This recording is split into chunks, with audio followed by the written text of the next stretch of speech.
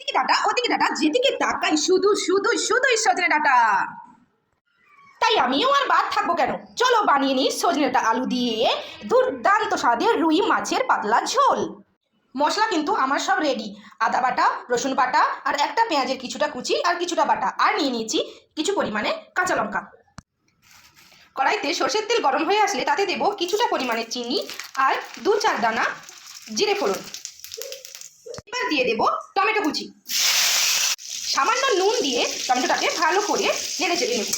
Tomato যখন ভালো করে কষানো হয়ে যাবে এবার দেব রসুন, তারপর দেব আদা। আদা রসুন দিয়ে ভালো করে রান্না করতে হবে, তাহলে আদা রসুনের কাঁচা গন্ধটা থেকে যাবে।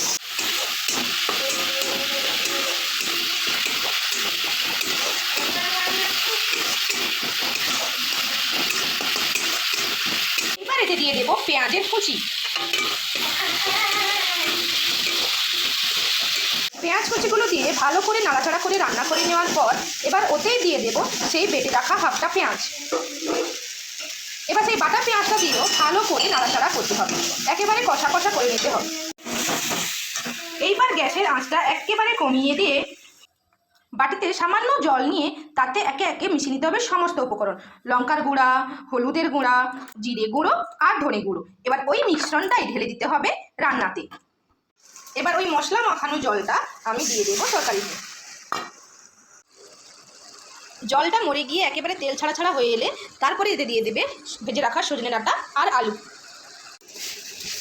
সবজিগুলো দিয়েই সঙ্গে সঙ্গে জল দিয়ে দেবে না, আগে সবজিগুলো দেবে, তারপর আঁচ কমিয়ে ভালো করে মশলার সঙ্গে সবজিগুলোকে মাখিয়ে নেবে। সবজিগুলো মশলায় মাখামাখি হয়ে গেলে পরিমাণ মতো জল দেবে, তারপর গ্যাসের ফ্লেম বাড়িয়ে ভালোভাবে ফুটতে দেবে। ঝোলটা টকবক করে ফুটছে, এবার আমি দিয়ে দেব কুচি করে রাখা কিছু ধনেপাতা।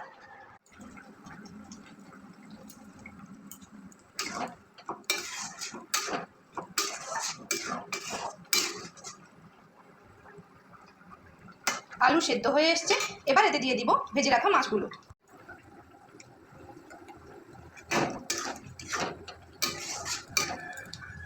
এবার এতে 2 মিনিট ঢাকা লাগিয়ে দেব। পাতলা মাছের ঝোল একেবারেই রেডি। জাস্ট উপর থেকে কয়েকটা চেরা কাঁচা লঙ্কা দিয়ে দেব আর ঢাকা দিয়ে দেব। এবার গ্যাসের ফ্লেমটা একেবারে অফ করে দেব। বাস রেডি।